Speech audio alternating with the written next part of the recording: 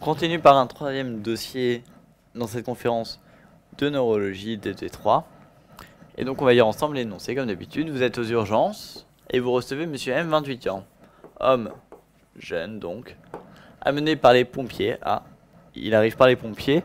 Et ceux-ci ont été appelés par une amie de monsieur M qui s'est étonné qu'il ne réponde plus au téléphone depuis 2 jours. Donc ici on a déjà une chronologie, ça fait 2 jours que ça n'a pas l'air de trop aller pour monsieur M. À l'examen, vous trouvez un patient qui alterne des phases de somnolence, trouble de la conscience, c'est important, et d'agitation. Et en plus, c'est fluctuant. Monsieur M ne sait pas où il se trouve, ni comment il est arrivé aux urgences. Ça s'appelle une désorientation temporo-spatiale. En tout cas, spatiale. Il n'obéit pas aux ordres simples et tient des propos incohérents lorsque vous l'interrogez. Donc on a un homme jeune, qui a eu un problème depuis à peu près quelques jours et qui a des troubles de la vigilance, une désorientation et un trouble du comportement avec une agitation. Qu'est-ce qu'on évoque? Quel diagnostic plus précisément? Syndromique, on vous donne pas un diagnostic positif, pas un diagnostic étiologique, mais un diagnostic syndromique. Le diagnostic syndromique, c'est tout simplement ce qu'on appelle un syndrome confusionnel et un item état confusionnel. Si c'est un syndrome confusionnel, les arguments, ce sont les 5 signes dits entre guillemets cardinaux du syndrome confusionnel. Les signes cardinaux, c'est d'abord que c'est une installation aiguë, et c'est notamment ce qui le différencie d'un syndrome démentiel. C'est-à-dire que ça ne fait pas 3 mois qu'il est un peu confus et désorienté, ça fait 2 jours seulement, et il est fluctuant, c'est-à-dire qu'il alterne les phases de troubles de la vigilance avec la somnolence, et donc ça c'est essentiel aussi. Dans un syndrome démentiel, il n'y a pas de trouble de la vigilance, votre patient il a Alzheimer, mais il est tout à fait orienté, tout à fait conscient, pas tout à fait orienté, mais tout à fait conscient. Là, votre patient, il est somnolent, en plus il est agité, il a donc des troubles du comportement, et il est désorienté. Donc retenez qu'un syndrome confusionnel, c'est 5 signes. C'est une installation aiguë, une évolution fluctuante, des troubles de la vigilance, une désorientation, et les troubles du comportement, le plus souvent, c'est les troubles type d'agitation, mais ça peut être d'autres troubles du comportement. Ces 5 signes-là définissent le syndrome confusionnel, et si vous avez ces 5 signes-là, ça peut de toute façon, c'est évident, pas être, par exemple, un syndrome démentiel. Donc on vous demande un diagnostic syndromique, restez-en au syndrome, répondez pas à un diagnostic étiologique, c'est une méningite ou c'est une hyponatrémie, vous avez ici en plus aucun argument pour dire ce que c'est, donc vous restez aux choses simples, c'est déjà un item en soi, il s'agit simplement d'un syndrome confusionnel. Les principales causes que vous recherchez d'emblée devant ce syndrome, ça aussi c'est à connaître par cœur. Le syndrome confusionnel c'est très fréquent et il y a des dizaines et des dizaines de causes. Lorsqu'on vous met une question un peu vague comme ça, où vous pouvez en remplir 3 pages, le plus simple et le plus important pour vous, c'est de classer. Comme toujours, il faut hiérarchiser, il faut classer ces réponses, il faut les mettre dans des grandes catégories. Moi, je distingue 3 grandes catégories pour le syndrome confusionnel. Vous faites comme vous voulez, la liste que vous voulez, mais en général, ça marche. C'est 1, les causes exogènes, 2, les causes neurologiques, 3, les causes métaboliques, 4, les causes algiques, c'est-à-dire les douleurs, les infections. Pour les causes exogènes, il y en a 2 en gros, c'est les prises médicamenteuses ou de toxiques, et le toxique le plus fréquemment en cause dans les syndromes confusionnels, évidemment, c'est l'alcool. Vous faites une alcoolémie, ou d'autant plus que votre patient a un terrain alcoolique, parce que ça peut même être un syndrome de sevrage. Les causes neurologiques, et bien encore, il faut les subdiviser en plein de types d'étiologies différents. Ça peut être, on peut faire une confusion sur en gros tout ce qui va toucher le système nerveux central, que ce soit un hématome traumatique, que ce soit une méningite ou une méningoencéphalite, que ce soit une crise comitale avec un état de confusion post-critique, que ce soit un AVC avec un œdème, un effet de masse, une hypertension intracrânienne, que ce soit une tumeur avec les mêmes choses. Bref, vous voyez ici qu'en fait la liste est tellement longue que ce qui est coté, c'est pas le détail, c'est le chapeau des trucs, c'est le mot neurologique. Cause exogène, cause neurologique, cause métabolique, métabolique ou générale. Là encore, dans un syndrome confusionnel, faites un dextro, recherchez une hypoglycémie. Si votre patient est diabétique, c'est probablement coté, voire point négatif. Pareil pour une hyponatrémie, un trouble électrolytique, il faut faire un ionogramme. Le Galley-Wernicke, c'est classique, d'autant plus que si votre patient arrive avec une confusion et un syndrome cérébelleux et ou des troubles oculomoteurs, pensez d'autant plus qu'il est dénutri ou alcoolo à un Galley-Wernicke, et les encéphalopathies métaboliques, il y a de tout, hépatique, urémique, respiratoire, bref. Les causes algiques, la plus fréquente évidemment c'est celle-là, c'est la rétention aiguë d'urine, le globe vésical, ça donne des confusions. Votre patient a un syndrome confusionnel, recherchez un globe vésical en urgence, c'est une des causes les plus fréquentes et en général on dit aussi fécalome. Fécalome pas en soi le fécalome, et fécalome parce que c'est une cause réflexe de rétention aiguë d'urine. Et puis toute infection en particulier, notamment une pneumopathie, recherchez ce que votre patient est fébrile. Une confusion fébrile, une confusion apyrétique, c'est pas pareil. Ça vous oriente pas vers les mêmes diagnostics étiologiques. Donc voilà, classez en tout cas vos causes principales. Vous contentez pas d'aligner comme ça hypoglycémie, puis toxique, puis insuffisance rénale aiguë. Essayez de les mettre dans un ordre qui apparaît logique pour vous, parce que vous les retiendrez, et pour le correcteur, parce qu'il pourra plus facilement noter. Et puis parce que probablement qu'on va pas s'amuser à mettre des 0,25 points partout, et on mettra 3 points sur chacune des grosses causes, comme c'est le cas ici. La suite de l'énoncé, on continue. Vous êtes toujours en train d'examiner Monsieur M.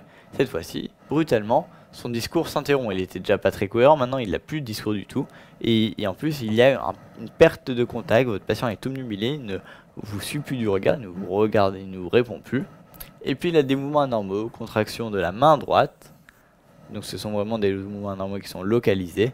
Puis de l'hémiface droite. Et en plus, il y a une succession chronologique. Qu'est-ce que vous allez évoquer d'emblée, évidemment, et quelle est votre conduite à tenir dans les 10 premières minutes? Eh bien, vous l'avez deviné, votre patient est très probablement en train de faire une crise épileptique. Certes, mais comme toujours, quand on met une crise épileptique, il faut préciser le type de crise. Ici, c'est probablement une crise partielle. Elle commence par des mouvements anormaux localisés, mais elle est aussi complexe. Complexe parce qu'il y a une altération de la vigilance, du contact. Votre patient est obnubilé et il a donc une crise partielle complexe. Dans les 10 premières minutes, et ça c'est vraiment un réflexe parce que comme tout à l'heure pour la lombosciasie, crise épileptique c'est fréquent, il faut savoir quoi faire. La première chose, c'est d'abord éviter que votre patient se fasse mal s'il va se mettre en crise tonico-clonique généralisée, etc. Donc vous l'allongez, vous le mettez sur le côté en position latérale de sécurité. S'il n'a pas de voie veineuse, vous posez une voie veineuse, parce que peut-être qu'il va falloir, même probablement, on ne sait pas, faire injecter des médicaments intraveineux. Il vaut mieux le faire maintenant avant qu'il convulse. Lui mettre évidemment un scope, libérer les voies aériennes, parce qu'une fois qu'il convulse et qu'il inhale, c'est trop tard. Éliminer l'hypoglycémie, d'autant plus que votre patient est par exemple diabétique ou prend des médicaments hypoglycémiants. Là, bon, c'est coté juste un point, mais s'il était diabétique, ça serait probablement, hop, 0. Et surtout, savoir qu'un patient qui convulse pour la première fois, lorsqu'il n'a pas de terrain en particulier, lorsqu'il n'est pas épileptique chronique, lorsqu'il n'a pas de lésion neurologique, lorsqu'il n'est pas alcoolique, et donc il fait a priori pas un DT, en première intention, on ne met pas d'anti-épileptique d'action rapide. Typiquement, vous verrez souvent aux urgences, on met un benzo dès qu'il y a une petite convulsion. Eh bien, il ne faut pas. C'est clairement dit dans la conférence de consensus de la Société de réanimation de l'encortège sur les états de mal épileptique, comme on le verra tout à l'heure. Lorsqu'on a une première crise non compliquée qui survient, le plus souvent elle cède spontanément, d'autant plus qu'il y a un facteur déclenchant.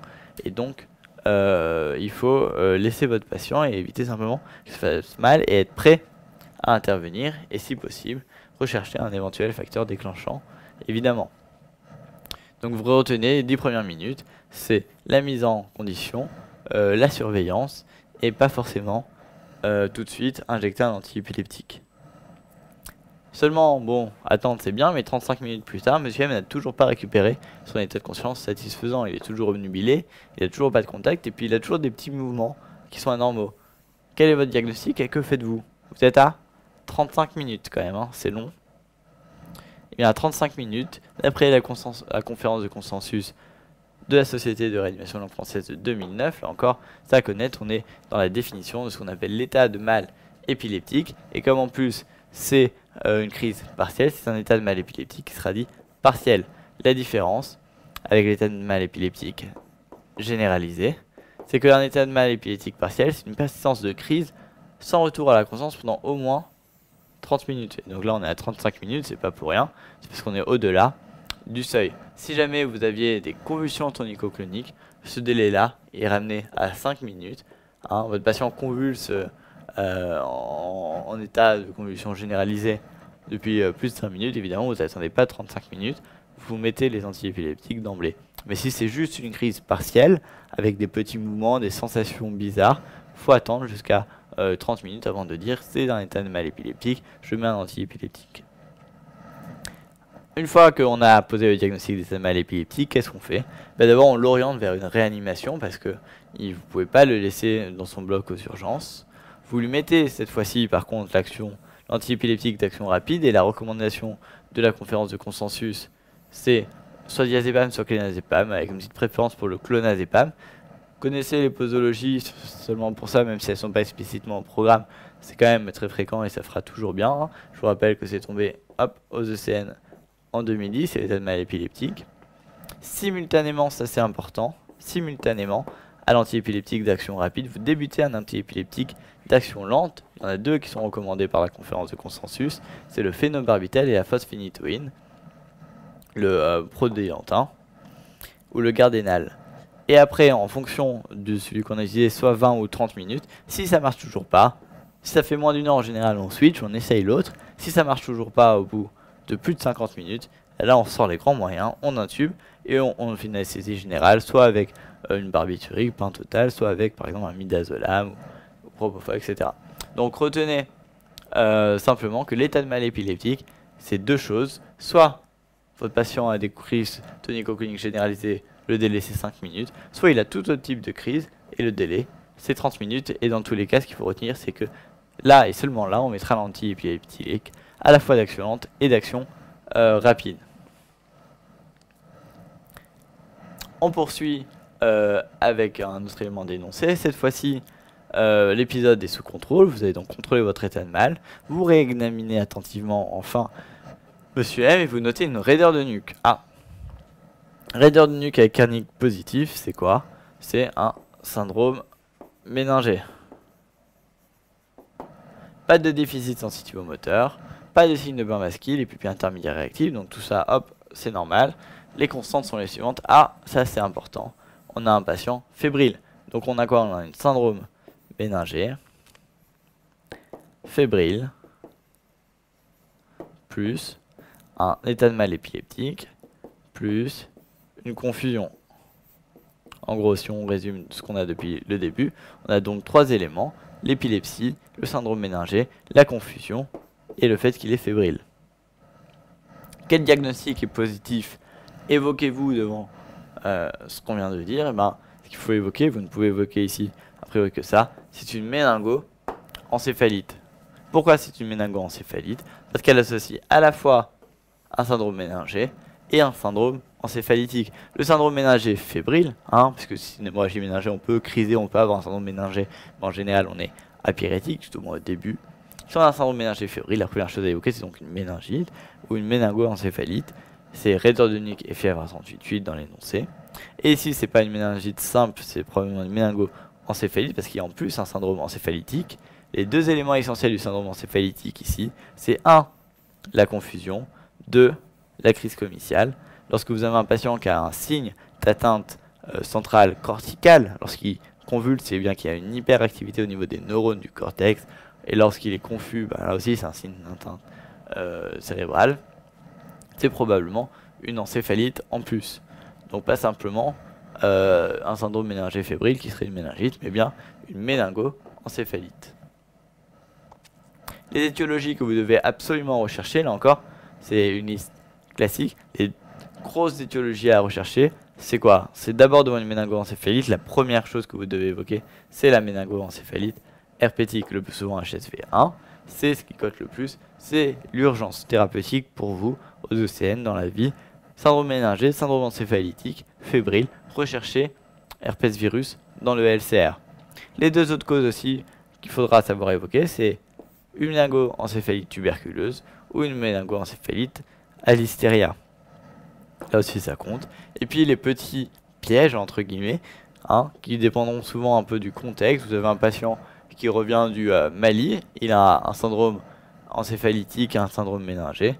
Eh bien, frottis-goutte épaisse, c'est quand même la base parce que ça peut être un neuropaludisme. Pareil, un terrain un peu immunodéprimé. Faut faire a priori une sérologie VIH pour rechercher plein de types d'atteintes, on ne rentrera pas dans les détails, mais ça peut donner ce sortes de syndromes.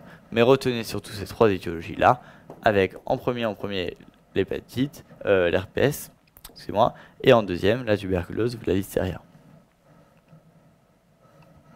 Le bilan paraclinique en urgence, du coup, eh bien, c'est en premier et pas autrement. Vous avez certes un syndrome méningé, mais vous avez aussi des signes de localisation. Vous avez une crise comitiale. Je ne l'ai pas mis ici, mais on pourrait même mettre ici 0 si vous aviez fait l'APL avant le scanner. Parce que lorsqu'on a une crise comitiale, il faut absolument rechercher on va dire un processus occupant de l'espace intracrânien. Si jamais vous faites une PL chez un patient qui a une tumeur et qui a une hypertension intracrânienne obstructive, vous pouvez l'engager, le tuer en lui faisant la PL. Il faut faire l'imagerie, là encore, c'est dans la conférence de consensus sur les méningites de 2008. Donc retenez, imagerie cérébrale et IRM, à défaut scanner, en tout cas il faut qu'il ait une imagerie en urgence parce qu'il a convulsé avant de faire la PL. Et cette fois-ci, la PL, on va la faire, certes, mais en plus de l'analyse Gram, etc., on n'oubliera pas de faire la PCR pour herpès virus et rechercher une tuberculose.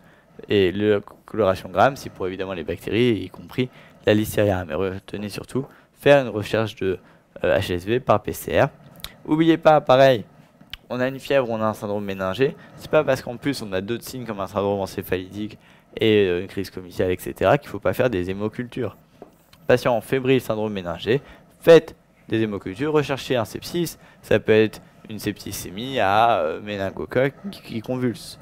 Hein. Même si on s'oriente vers une cause encéphalitique, recherchez, faites des hémocultures, ça va être un réflexe, ça doit figurer sur votre brouillon.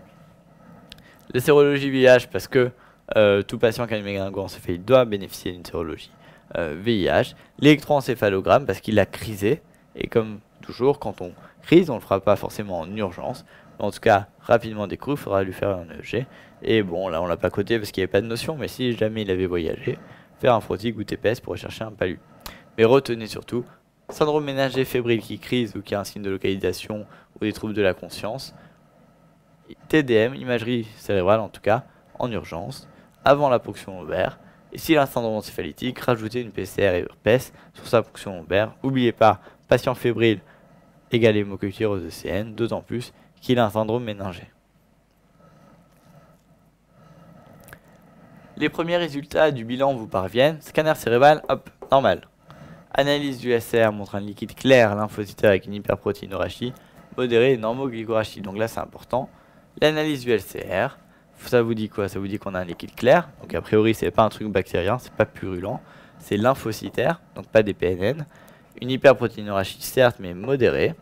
Et surtout une normoglycorachie. Vous savez que le marqueur principal des infections bactériennes dans le LCR, c'est l'hypoglycorachie. Parce que les bactéries, pour se nourrir, ça mange du sucre. Et donc ça va diminuer la glycémie, enfin la glycorachie. Et donc une normoglycorachie, c'est quand même très en faveur d'une atteinte qui n'est pas bactérienne, mais probablement virale. D'autant plus que l'examen direct est négatif. Bon, et vous n'avez pas le reste. Donc vous avez quand même ici tous les arguments pour évoquer un diagnostic étiologique, lequel? Eh bien une méningoencéphalite herpétique. Pourquoi? Parce qu'on a les arguments en faveur de la méningoencéphalite, on l'a dit tout à l'heure, c'est le syndrome encéphalitique, et la particularité dans les herpès, c'est ce qu'on appelle les signes temporaux. Les signes temporaux, c'est en gros tout ce qui va dénoter une atteinte du cortex temporal, et typiquement, c'est ça, c'est les crises comitiales. Vous savez que les épilepsies, elles sont souvent temporales, c'est une zone très épileptogène. Et en fait, la physiopathologie de ça, c'est tout simplement que l'herpès virus va souvent se mettre dans des ganglions, notamment le ganglion de Gasser, du 5. Celui-ci, il est situé en fait juste en dessous des lobes temporaux. Donc s'il y a une inflammation et que il peut y avoir une réaction inflammatoire, le virus va diffuser et va être très présent à cet endroit-là. Ça va irriter le cortex en regard. Il peut y avoir des signes dits temporaux, notamment des crises comitiales. Le LCR ici était un LCR typique de méningoencéphalite herpétique, lymphocytaire, clair, on aurait même pu dire, normoglycorachique, avec une hyperprotéinorachie modérée. Là, le scanner est normal, parce qu'on voit pas de signe. Si on avait fait une IRM, on aurait eu un hypersignal T2 temporal, typiquement, souvent, je vous l'ai dit, c'est temporal. Pourquoi? Il y a une inflammation au niveau du cortex temporal. Enfin, la méningoencéphalite herpétique, c'est la première cause de méningoencéphalite à évoquer, et c'est surtout la plus grave. Le pronostic vital est en jeu et c'est une urgence thérapeutique absolue. C'est celle qu'il faut que vous connaissiez pour les ECN. Le traitement que vous mettez en route en urgence, il n'y en a pas 20, il y en a un seul, c'est l'acyclovir. L'antiviral parentéral en urgence, c'était le traitement à ne pas oublier, qui valait 0 si vous oubliez dans cette question. Et ce qu'il faut surtout préciser, systématiquement, il n'y en a pas beaucoup des items où on vous demandera de préciser. Mais vous savez bien que pour confirmer le diagnostic de méningoencéphalite herpétique, il faut faire une PCR, HSV. Mais la PCR, ça prend plusieurs jours, en tout cas plus que 48 heures peut-être, ça dépend des labos. Mais ça prend en tout cas trop de temps pour vous permettre de ne pas traiter votre patient en attendant sa PCR. Et donc il faut démarrer l'acyclovir IV avant le résultat de la PCR HSV. Vous l'oubliez, là aussi, c'était un 0 à la question. L'antibiothérapie de couverture, parce que tant qu'on n'a pas éliminé une listeria, on peut mettre de l'amox à forte dose. Et une fois que notre méningoencéphalite herpétique sera confirmée, on le poursuivra pendant 14 à 21 jours. Et enfin, il a crisé, il faut faire un relais, notamment parce qu'il a en plus fait un état de mal épileptique, il faudra faire un relais d'une prophylaxie, enfin d'un traitement anticomicial. Mais retenez que le traitement de la méningoencéphalite herpétique, c'est un antiviral parentéral en urgence absolue. Alors on va conclure sur ce troisième dossier. C'est un dossier qui peut paraître un peu difficile parce qu'on passe du syndrome confusionnel à l'état de mal épileptique à la méningoencéphalite herpétique. Mais comme c'est quand même quelque chose de très grave, heureusement assez rare, mais très grave, il faut les connaître et c'est explicitement quand même des choses au programme, notamment les signes cardinaux de confusion et avoir ces listes étiologiques, parce que la confusion c'est tellement fréquent qu'il faut que, sans que vous ayez vraiment besoin de réfléchir, que vous ayez en tête et surtout de façon classée les grands cadres étiologiques à évoquer devant une confusion. Savoir que devant une première crise non compliquée, pas systématiquement un antiépileptique, seulement si la crise persiste et qu'on a un état de mal, ou bien si on a un terrain particulier, une épilepsie connue, une tumeur, une hémorragie intracérébrale, ou par exemple notamment un patient alcoolique parce qu'il va faire un DT. Connaître la définition de la prise en charge de l'état de mal encéphalique et épileptique, c'est consensuel. Je vous invite à lire la conférence de consensus de 2009. Savoir distinguer un syndrome méningé et un syndrome encéphalitique, c'est important. Retenir qu'en gros, syndrome méningé, c'est la raideur de nuque, phonophobie, photophobie, vomissement, etc. C'est ce qui évoque une méningite. Si en plus de ça, on a des signes encéphalitiques, typiquement comicialité, confusion, incohérence, etc. À ce moment-là, il faut évoquer une méningoencéphalite. Et les causes, c'est herpès en 1, en 2, herpès en 1 +++, en 2, BK listeria, et en 3, VIH paludisme. Retenez surtout que devant toute méningoencéphalite clinique, donc ça veut dire syndrome des deux, je débute de façon probabiliste l'encyclovir, l'antiviral, avant la confirmation de la PCR pour herpès. C'est vraiment ça qui est essentiel. Vous voyez, il y a quand même pas mal de pièges à connaître, et notamment celui-ci. Les items abordés lors de ce dossier qui était peut-être un peu plus transversal, c'est à la fois les méningites et méningoencéphalites, la confusion et l'épilepsie. Voilà avec ce dossier de méningoencéphalite herpétique.